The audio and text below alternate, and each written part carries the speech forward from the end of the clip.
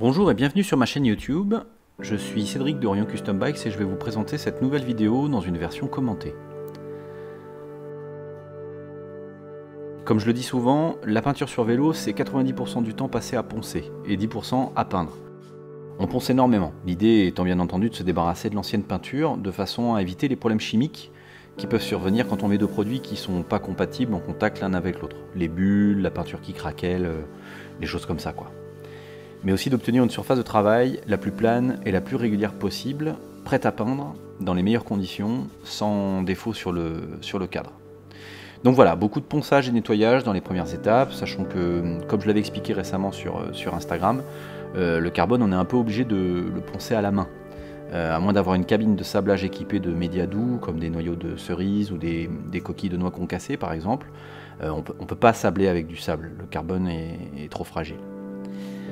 Là, comme vous pouvez le voir, je masque des parties à protéger, comme le boîtier de pédalier ou les œillets présents sur le vélo avant de passer l'apprêt. L'apprêt, c'est ce qui va permettre à la peinture de bien accrocher ensuite. Sans ça, ça ne tiendra pas dans le temps. Moi, j'utilise un apprêt deux composants, c'est-à-dire avec un produit d'un côté et un durcisseur de l'autre.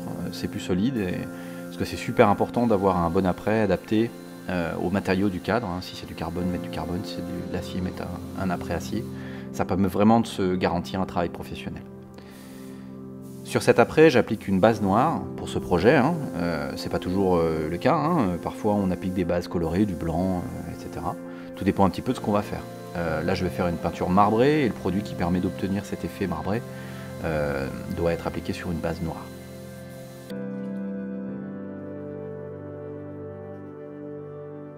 L'effet marbre s'obtient en utilisant une peinture qu'on appelle un marbleizer, qui est un produit, une peinture un peu laiteuse, argentée, qui présente la particularité de rester humide plus longtemps qu'une peinture classique.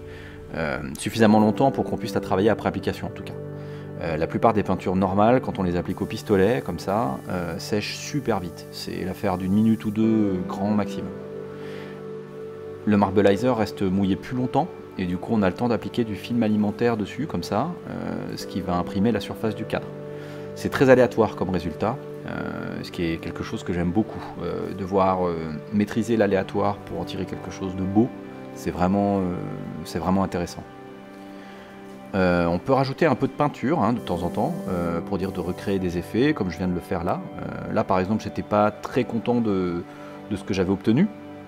Du coup, j'ai remis un petit peu de peinture et j'ai appliqué à nouveau le film alimentaire, de façon à obtenir ce que je voulais, ou pas tout à fait ce que je voulais puisque c'est aléatoire, mais en tout cas de façon à obtenir quelque chose de plus satisfaisant pour moi.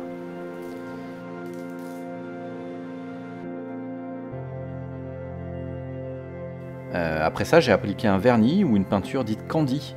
C'est en fait une peinture translucide. En gros, ce qui va se passer quand on va l'appliquer, c'est que toutes les parties sombres vont rester sombres et les parties plus claires vont ressortir en transparence. C'est ce qui fait qu'on obtient ce marbré coloré. L'avantage, c'est que plus on en applique, plus on a une couleur qui est profonde. Là, j'ai mis 4 couches pour obtenir ce bleu sombre très profond, presque violet.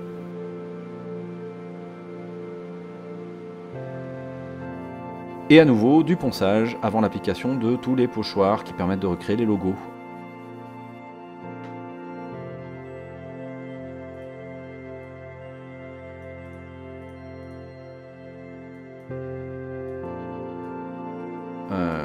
Pour ça, j'utilise une silhouette caméo, c'est une découpeuse vinyle qui a l'avantage de pouvoir découper sur de grandes longueurs. Les logos de vélo sont souvent longs, en particulier de nos jours, et notamment chez Cannondale. Les logos Cannondale occupent souvent quasiment toute la longueur du tube diagonal.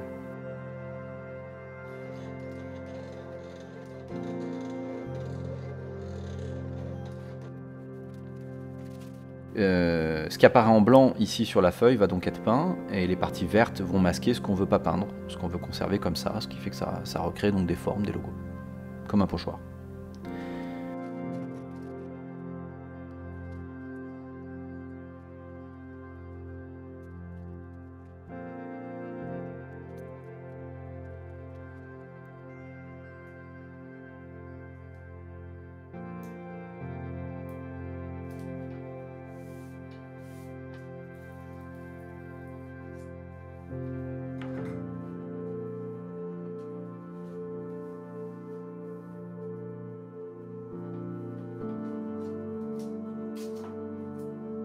L'étape suivante, c'est donc d'appliquer ces masques, ces pochoirs pour mettre une première couche de peinture d'abord, qui va être dorée là pour l'occasion.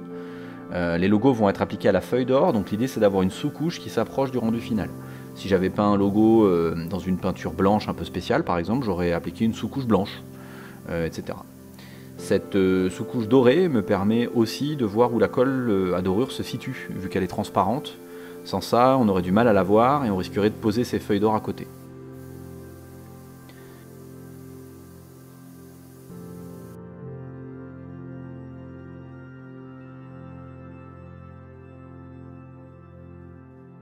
Donc là, je passe la colle au pinceau sur la peinture dorée, sur le logo. Je laisse sécher un petit peu, quelques minutes. Et ensuite, j'ôte le pochoir, comme ça, il ne reste que le lettrage doré avec la colle. Et ensuite, j'applique la feuille d'or. La feuille d'or, c'est vraiment fragile. Comme vous vous en doutez, il faut l'appeler de façon super minutieuse, très délicatement. Ça se déchire très facilement, donc on la pose, on la laisse quasiment tomber sur le cadre en fait. Et puis avec un pinceau, on la caresse délicatement pour la mettre au contact avec la colle. Il ne faut surtout pas essayer d'arracher tout de suite. Il faut laisser sécher et il faut vraiment y aller très doucement, sinon on risque de faire des bêtises.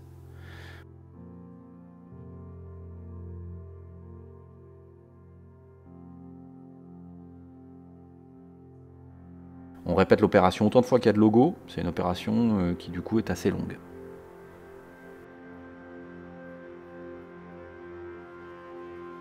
Une fois que c'est bien sec, ben là on peut frotter le cadre avec un pinceau, dire d'enlever tout ce qui n'est pas sur la colle, tout l'or qui est en trop, on se débarrasse de tout ce qui est superflu, on essaye au passage d'obtenir idéalement des bordures aussi précises et propres que possible.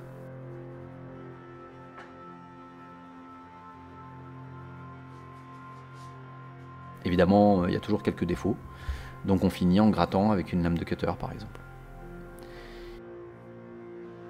Et les dernières étapes, bah, c'est le vernis de finish, sachant qu'on a déjà posé un vernis entre la couleur et la feuille d'or. Là on applique de nouvelles couches de vernis pour recouvrir à la fois la peinture et la feuille d'or et pour protéger l'ensemble. Il faut mettre de belles épaisseurs hein, pour aplanir la surface.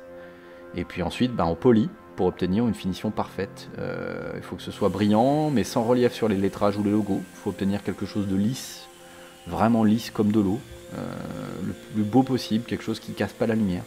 Si on passe un faisceau lumineux dessus, il faut que le faisceau soit parfait, sans accroche, notamment sur les lettrages, la feuille d'or et la peinture, ça fait du relief quand on les pose, hein, ça fait des couches supplémentaires. Donc il faut réussir à niveler le tout pour que ce soit parfait.